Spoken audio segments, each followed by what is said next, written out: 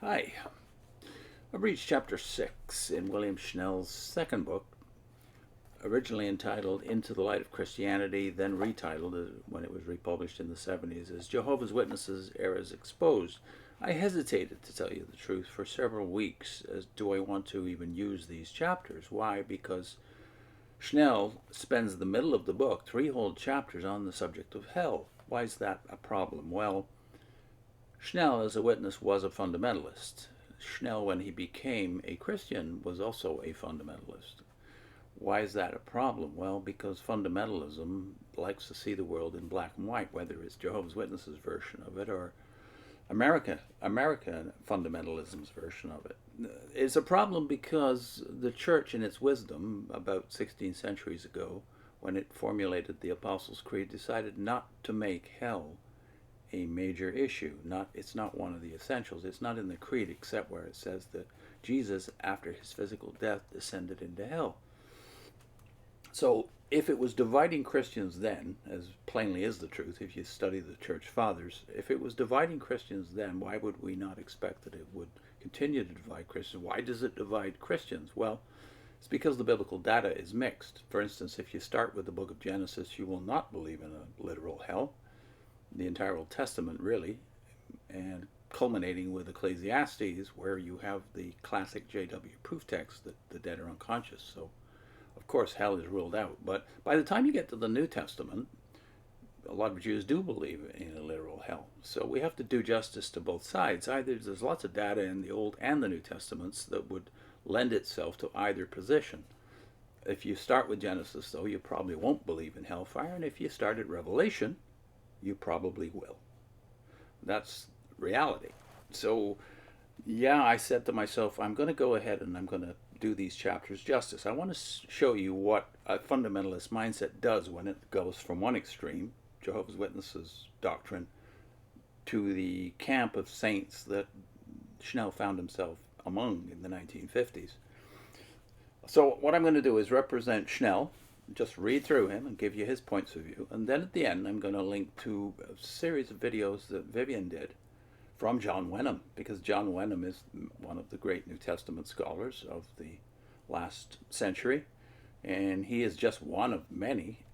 I would cite a few Anglicans like John Stott, F.W. Farrar, Wenham, and many others who have doubts about the traditional doctrine because they have looked at the data closely and seen that it can be distorted easily because it can be made to say what you want it to say. So yeah, the hellfire doctrine is therefore represented well in the traditions of later centuries, but not before the great creeds have already been formulated. So check the great creeds, see what you come up with there in terms of what they say about literal hell. Is it essential doctrine or not?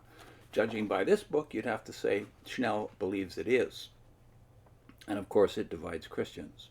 Not only does it divide the cults against traditional Christianity, but it divides Christians themselves, who are representatives of traditional Christianity in various traditions. So, that having been said as a kind of a preface, what I'm saying here, therefore, is not my opinion. So a lot of folks who comment on our channel, when we read from books, tend to assume that if I'm reading from a book, I agree with it. Well, I don't have an opinion on the issue of hellfire because, as I just said, a fair assessment of the data could lead you in either direction. So this is Schnell's position, and at the end I'll link John Wenham on the same subject from one of Vivian's videos. Chapter 6, Historic Christian Doctrine, Hell is a Place of Eternal Punishment. Bequeaths Heresy is this first subhead. In this image, the corporate charter of the Watchtower Bible and Tract Society, Russell left behind more than a vehicle of rebellion and a vista of a New World Society. With it, he willed a heresy accomplished. So potent was this organized departure from the faith that it was held under its thrall, that it has held under its thrall not only the Jehovah's Witnesses, but also all the 11 sects which have revolted against the image. These are breakaway groups, Russelite breakaway groups. These latter rebelled against the manner in which the image was revived in the form of the New World Society. On their trek out of it, they could not go back farther than the accomplished heresy of Charles Taze Russell. Herein lies the danger of Watchtower supervised soul and brainwashing. This is not only a danger for Jehovah's Witnesses, Russellites, or other lost souls. It is a present danger to all Christians. Present-day Jehovah's Witnesses know the value of attacking Christian thinking with their heretical doctrine. Hell is the grave. They already do this unconsciously. It was the original pattern of their departure from the faith. They follow in Russell's pathway, who had rebelled against historic Christianity and denied the Bible doctrine that hell is a place of eternal punishment and torment. When you say things like the Bible doctrine, you're assuming already a system of hermeneutics that gets you in trouble, namely that the entire Bible can be made to harmonize. Sophisticated Bible scholars do not believe that. That's why they are not fundamentalists.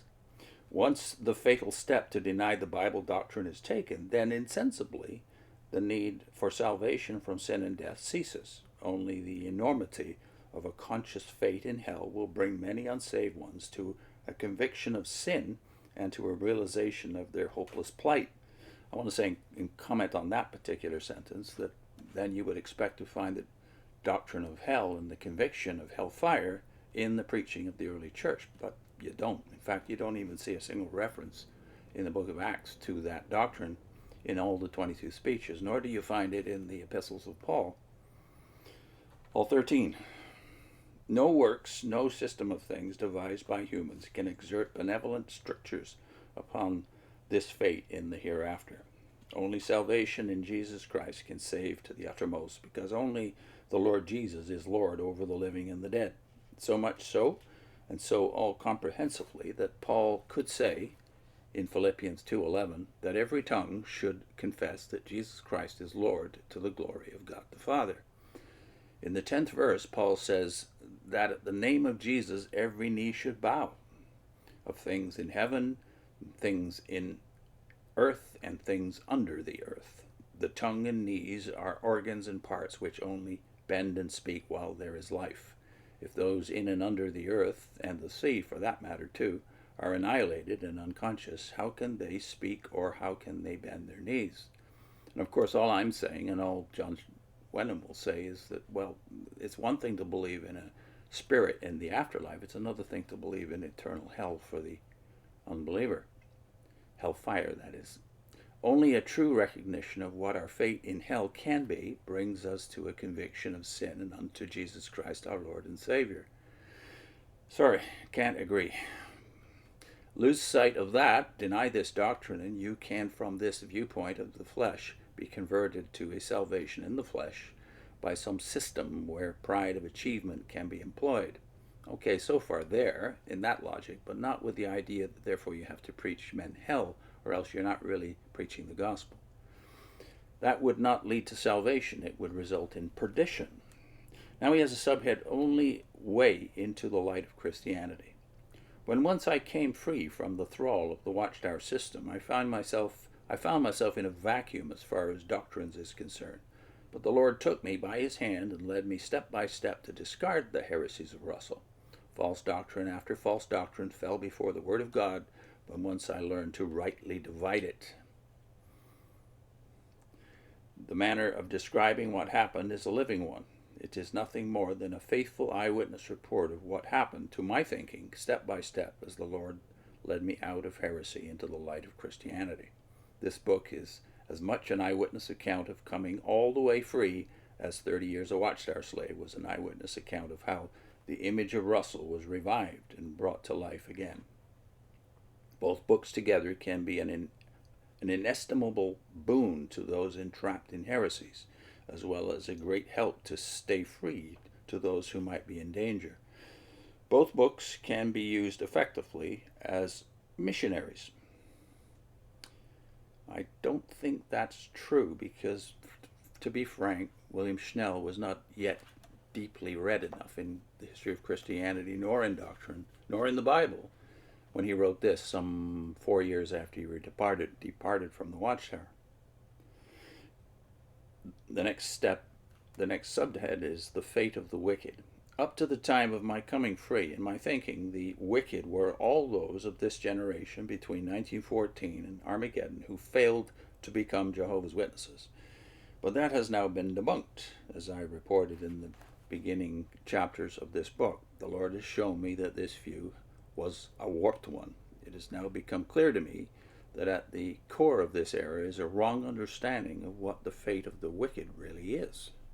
Studying God's Word without Watchtower helps, I found that from ancient times comes Jehovah's positive statement, "There is no peace to the wicked," Isaiah 57:21, presaging the coming of peace to those souls whose spirits failed before the Lord, whose souls I have made, according to Isaiah 57:16. It is shown that the Lord's wrath was upon all the souls he had created, Isaiah 43:7. Reading from the 16th to the 19th verses of Isaiah 57, I began to see the Lord's procedure of enlivening the spirit or God consciousness of the Israelites. Of course, this concerns souls other than Israelites too. All this as an emphatic conclusion. The fate of those souls which are lost is described, but the wicked are like the troubled sea, whose waters cast up mire and dirt. There is no peace, saith my God, to the wicked. Isaiah 57, verses 20 and 21. Echoing, as coming from out of the depths of ages of dying ones on sea, in the earth, in hell, and heaven, I found this positive statement in Revelation 14, 9 to 11. And the third angel followed them, saying with a loud voice, If any man worship the beast in his image, and receive his mark in his forehead or in his hand, the same shall drink of the wine of the wrath of God, which is poured out without mixture of mercy into the cup of indignation, and he shall be tormented with fire and brimstone, in the presence of the holy angels, and in the presence of the Lamb. The smoke of their torment ascendeth up for ever and ever, and they have no rest day and night, who worship the beast in his image, and whosoever receiveth the mark of his name. Note, there is no peace for the wicked. That is the ever-recurring refrain. So you see in his choice for this last text, which he quotes for the majority of this particular paragraph, Revelation 14, yes, if you start with Revelation, you will certainly tend to believe in a literal hellfire and souls of the damned being in this fire forever. But notice, he starts with prophecy, and he doesn't do a very good job with Isaiah, and he just takes Revelation 14 at face value, which is fine.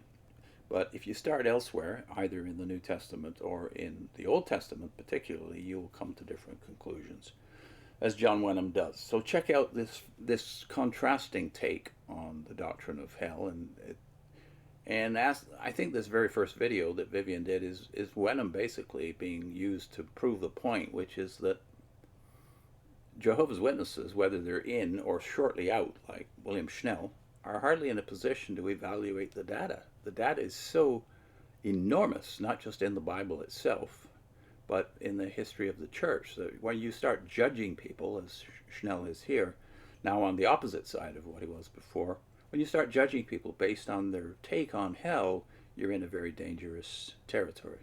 So check out John Wenham on this subject. There's several videos. I'll attach the first one if you want to see the whole range of videos from Wenham that Vivian did. Then I'll also attach the playlist. The book that Wenham wrote back a generation or two ago now is The Goodness of God, one of the best books out there on that aspect of God's attributes, his goodness. See you next time.